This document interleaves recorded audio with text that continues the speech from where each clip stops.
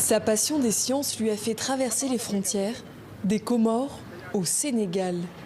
Haïfa ou Younoussa est une jeune doctorante de 28 ans qui n'a pas hésité à partir de chez elle pour accomplir sa thèse sur les anomalies du développement sexuel. Bonjour. Et les recherches, ça va?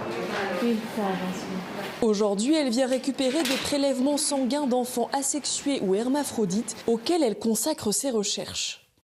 On se retrouve avec des enfants qui ont les organes génitaux externes ambigus et qu'on n'arrive pas à les classer comme des garçons ou des filles. Donc dans la société, c'est quelque chose qui est très préoccupant, qui peut engendrer des problèmes psychologiques à la longue. Donc c'est pour ça qu'il est vraiment très primordial de les traiter. À l'hôpital pour enfants de Diamniadio, à l'est de Dakar, ces travaux de thèse sont essentiels pour faire avancer la recherche sur ces malformations génétiques. Le nombre est très important, et d'où l'intérêt de collaborer avec les cytogénéticiens que sont Younoussa pour rechercher la cause réelle de ces anomalies. Pour faire face à la nostalgie du pays et le coût de ses études, la jeune femme peut compter sur le soutien indéfectible, financier et moral de ses parents. Dans son choix de vie rare pour une Comorienne, son père la pousse à continuer.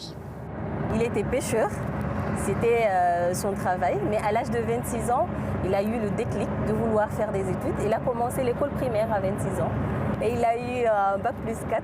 Ça m'a vraiment motivée. Contrairement aux autres pères qui vont dire à leur fille « rentre pour te marier, rentre pour fonder une famille », mais lui, il m'encourage. Depuis 3 ans, la jeune doctorante se rend au Centre national de transfusion sanguine pour ses recherches. Peu de Sénégalais viennent faire des analyses pour déceler de possibles anomalies génétiques. Elles coûtent entre 200 et 400 000 francs CFA, soit entre 300 et 600 €. Une fortune pour la majorité de la population. Au lieu de les traiter à bas âge, ils sont restés jusqu'à devenir adolescents sans pouvoir être traités, seulement parce qu'ils n'ont pas les moyens de faire ces analyses. Donc le but de mes recherches, c'est surtout pour rendre disponibles les analyses ici au Sénégal. En manque de financement, la jeune femme va rebondir avec le prix UNESCO L'Oréal. Une première étape vers son rêve, développer le monde de la recherche dans son pays natal.